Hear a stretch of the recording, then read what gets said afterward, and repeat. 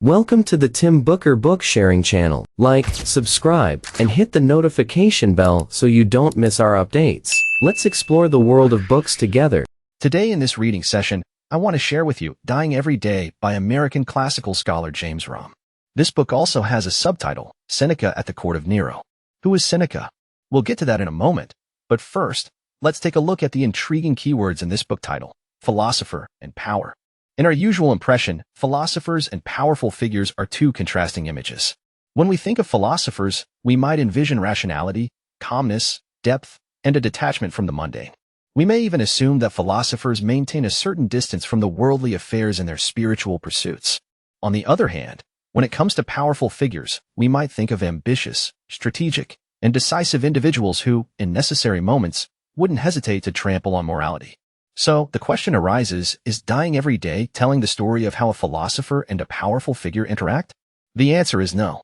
We have to say that real history is often more fascinating than we can imagine because in this book, the roles of philosopher and powerful figure are directly placed upon the same person, the protagonist of the book, Seneca.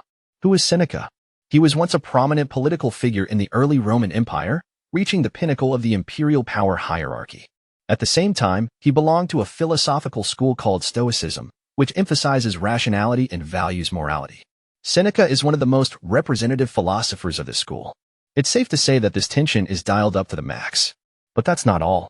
In the subtitle of this book, besides Seneca, another name is mentioned, Nero. If you have a bit of knowledge about Roman history, you would know that Nero was a notorious tyrant in Roman and European history, and Seneca's time in power coincided with Nero's reign.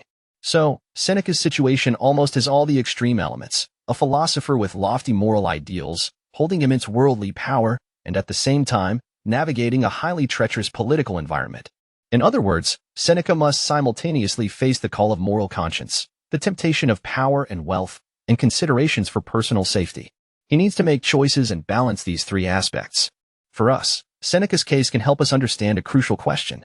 In ancient times, when moral philosophy enters the realm of political practice, what kind of challenges does it encounter? Next, let's delve into the story of Seneca, who is both a philosopher and a powerful figure. I'll narrate it in three parts: rise and fall in the imperial court, center of the storm, losing ground, and spilled water is hard to retrieve, a desperate deadlock. First, let's take a look at the first part, rise and fall in the imperial court. From this subtitle, you can probably sense that before formally entering the core of imperial power, Seneca's political career went through some twists and turns. How did the first half of Seneca's life unfold? Let me briefly explain. Around 4 BCE, Seneca was born into a knight's family in the southern part of present-day Spain. It can be said that Seneca's family conditions were relatively good, financially stable, and he probably didn't have to worry much about basic needs from a young age. However, considering the Roman system at the time, individuals from his family background generally couldn't hold high-ranking positions in the empire. Nevertheless, dreams are always there. What if they come true? Seneca's father, old Seneca, was a dreamer with a special skill in rhetoric, the art of using and manipulating language. In the political arena of Rome at that time, possessing this skill was a big advantage, as it meant spreading your ideas widely through speeches or writings, shaping your influence. Old Seneca always harbored the fantasy that one day he would be noticed by the emperor and elevated to the pinnacle of imperial power, the Senate. However, let's be honest, Seneca's father's ambition was a bit too grandiose. Just like many scholars in ancient China who studied well but didn't have official success, old Seneca's aspirations were never realized. You can imagine that with such a father, Seneca would have grown up under certain influences. When Seneca was still young, his father moved the whole family a long way to Rome, the capital of the Roman Empire. It was through this opportunity that Seneca, from a young age, was exposed to various eccentric thoughts. Understandably, a place like Rome, besides being the political and economic center, was culturally rich. At that time, Rome was home to various philosophical schools from Greece and those indigenous to the region. Young Seneca was intrigued by all of this. He engaged with these schools and actively experimented with their advocated lifestyles. Eventually, Seneca chose to join a Stoic philosopher and daily sought wisdom and teachings about Stoic philosophy from his teacher. Of course, while immersed in philosophy and dedicated practice, Seneca didn't forget to continue progressing in another path. On one hand, he led a simple life, sleeping on a hard pillow and refusing to indulge in the luxurious Roman cuisine. On the other hand, Seneca made significant strides in politics. Before the age of 40, he achieved a position that his father had sought all his life. He officially became a senator in the Roman Senate. At this point, Seneca was in a vibrant stage of life, balancing philosophy and politics, spiritual practice, and work. However, life's twists sometimes happen abruptly. When Seneca officially entered the Senate, what awaited him wasn't a bright future but a bloodbath within the high echelons of the empire. At that time, there was a fierce power struggle among the top ranks of the Roman Empire, and the result? The Praetorian Guard assassinated the emperor. Moreover, after killing the emperor, the Praetorian Guard didn't follow the usual procedures and directly installed a new emperor. Obviously, through such means of ascension, the new emperor's authority and legitimacy were questionable. In this situation, improving the internal strife in the court was incredibly challenging. Unfortunately, Seneca couldn't escape the entanglement of this political turmoil. At that time, he was accused of adultery with a princess and sentenced to death. Of course, if Seneca had been executed, there wouldn't be a further story. However, the emperor, after seeing this result, worried that it went too far and personally intervened, changing Seneca's death sentence to exile. Even so, Seneca's situation at that time was extremely miserable. First, after finally making it into the Senate, he was now expelled from it, and all his previous political achievements were nullified. Additionally, half of Seneca's family property would be confiscated. Secondly, Seneca would be exiled to an island called Corsica, with uncertainty about when or if he could return. Lastly, at this time, Seneca faced another unfortunate event. His only child had just died, a double tragedy. After suffering so many blows in succession, it's impossible to say that Seneca didn't care at all. However, after going to Corsica, Seneca's philosophical cultivation manifested. In a letter to his mother, he stated that positions in the Senate, half of the property, and reputation among the people were all irrelevant. He claimed that with everything given by nature, he could live happily on this island. In the letter, he particularly shared the joy he experienced by gazing at the stars at night. Nevertheless, this doesn't mean that Seneca truly felt indifferent about spending his entire life there. From his correspondence with a Roman high official, we can see that he still wanted to go back. However, over the years, with no movement from the emperor's side, Seneca gradually gave up hope. If the story had continued in this way, Seneca might have become a hermit, far away from the secular world, spending the rest of his days on that island. However, the twists of fate always appear when least expected. Just when Seneca had stayed on this island for more than 8 years, probably not even thinking about returning, a royal decree from the court summoned him back to Rome. Moreover, upon his return, Seneca made a splendid turnaround. Not only was he brought into the royal family as the tutor of the emperor's son, but shortly afterward, he was promoted to the deputy consul of the Roman Empire. It can be said that at this moment, Seneca's power and status surpassed even before he was exiled. So why was Seneca suddenly recalled and swiftly promoted to such an important position? It turns out that during the more than 8 years Seneca was away, there were significant changes in the Roman court. Firstly, the emperor remarried, and his new wife was named Agrippina. Who is Agrippina? She is the sister of the previous emperor, the one mentioned earlier, who was killed by the Praetorian Guard. Importantly, she was a friend of Seneca. When her brother was still the emperor, Agrippina appreciated Seneca and had a good relationship with him. Secondly, the health of the current emperor declined year by year, and the issue of succession was brought to the forefront. Various factions were eyeing the two potential heirs. The situation was a bit complex. There were two potential successors. One was the emperor's biological son, only 9 years old, and the other was Agrippina's biological son, 12 years old. The latter, named Nero, will become significant later in the story. In ancient China, having one's biological child would usually secure the succession, but in the Roman Empire, the situation was different.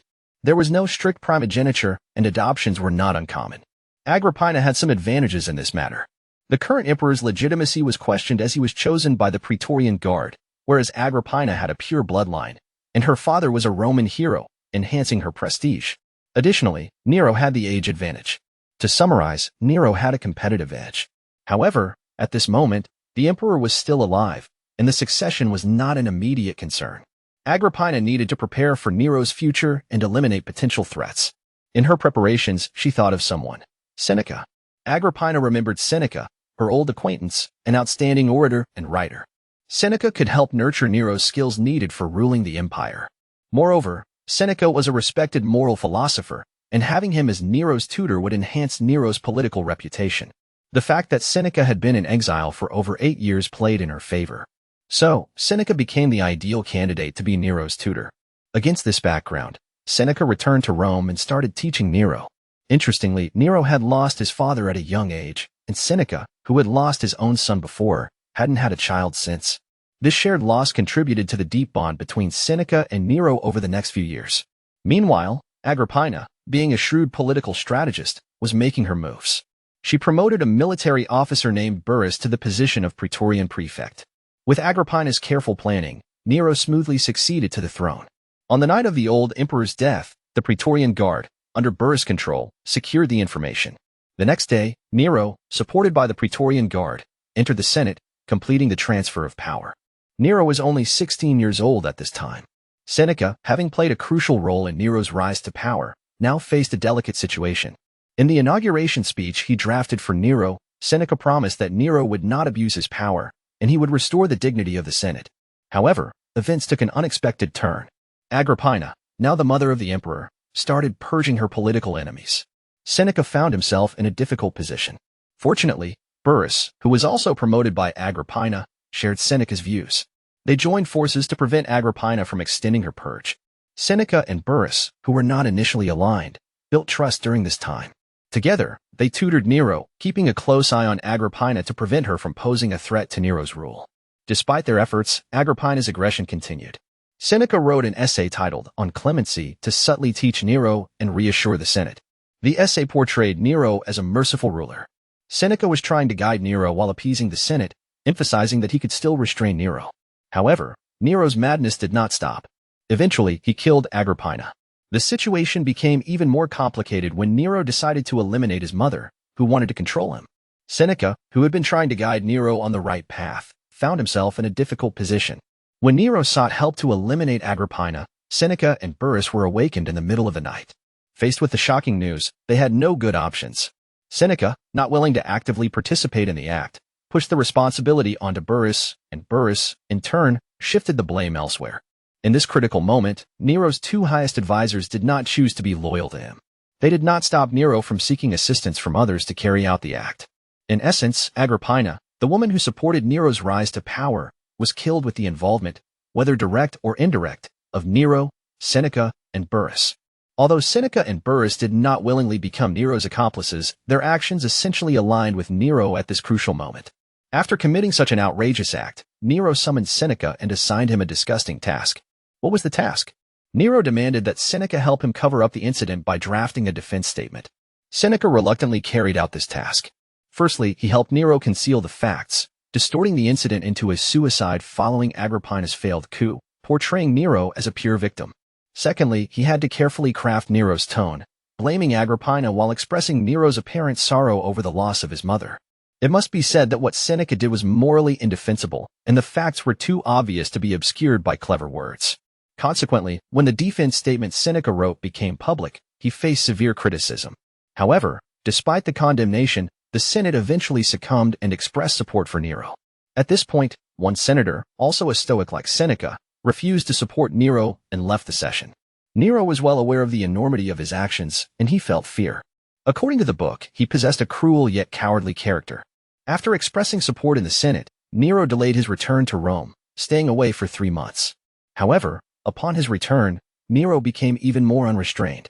Seneca understood that Nero was becoming less receptive to advice, disliking Seneca's attempts to regulate his behavior. In Nero's mind, Seneca's position was rapidly being replaced by those willing to cater to him. Seneca was now being used by Nero to exploit his tarnished but still reputable public image. Seneca must have envied the senator who, also a Stoic, left the Senate session, exercising a simple freedom. However, Seneca couldn't do the same because he was too deeply entwined with Nero. At this point, Seneca could only use his remaining influence to ensure that Nero's actions didn't go too far. For Seneca, the only consolation was having a comrade in arms, the prefect of the Praetorian Guard, Burrus. However, in the year 62 AD, Burrus passed away, leaving Seneca isolated and vulnerable. Seneca then began to request retirement from Nero, citing old age and a lack of contribution. He proposed turning over his vast wealth to Nero. Nevertheless, Nero had no intention of approving Seneca's retirement. While acknowledging Seneca's assistance, Nero subtly shifted the conversation, pointing out that if Seneca gave him all his wealth, people would accuse Nero of greed. If Seneca left now, people would criticize Nero for mistreating him. Seneca's departure would bring praise for Seneca but negative comments for Nero. In essence, Nero conveyed that Seneca should stay. Clearly, Nero viewed Seneca's reputation as a valuable asset for his political rule. At this point, Seneca had no freedom of choice. He had to cooperate with Nero to act out this drama. Unable to escape, Seneca had to change his approach. He started to keep a low profile, avoiding unnecessary outings. He invested more time in philosophical reflection and writing.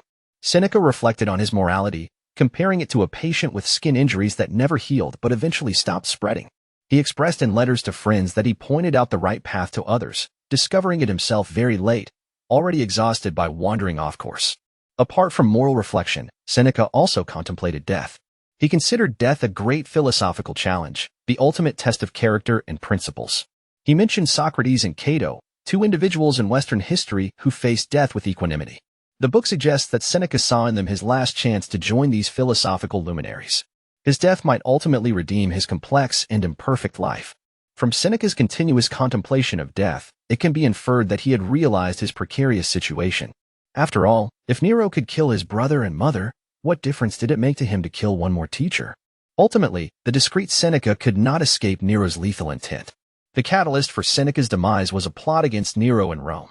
Conspirators approached Seneca to join them, but he refused. However, the fatal mistake was a sentence Seneca uttered, stating to the conspirators that his welfare depended on their fate. Seneca's words became evidence against him when the conspirators were captured and revealed his involvement.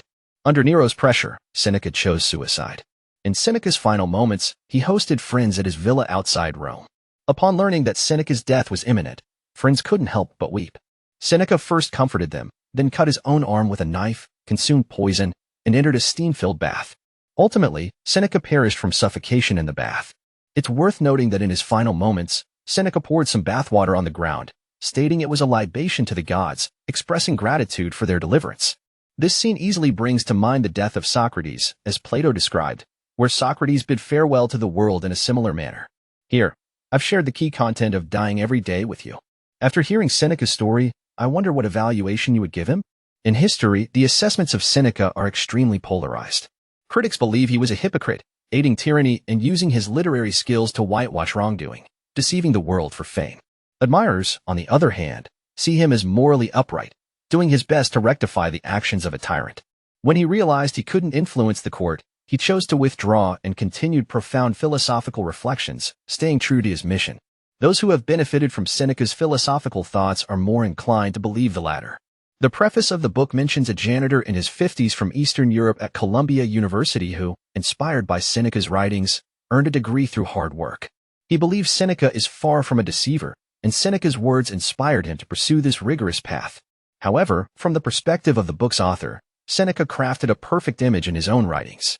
This image inspired countless later generations. Still, Seneca himself was just a person surpassing mediocrity, far from perfection. He had his ideals but also many flaws and blemishes. Finally, I'd like to add some comforting aftermath to this story. Shortly after Seneca's suicide, Nero's rule was overthrown.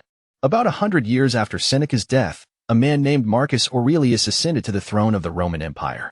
Like Seneca, he was a Stoic philosopher, and his philosophical work, Meditations, has similarly inspired countless readers. Marcus Aurelius achieved a harmonious blend of moral philosophy and Roman political authority. His existence at least proves one thing: moral integrity can integrate into the halls of power, something Seneca tirelessly pursued but did not attain. Well, that concludes all the content I wanted to share with you. Please subscribe to the Tim Booker channel, like, and share this valuable knowledge with your friends. Let's combine wisdom and practice, achieve our financial goals, and create a better future together. Thank you, everyone. Goodbye.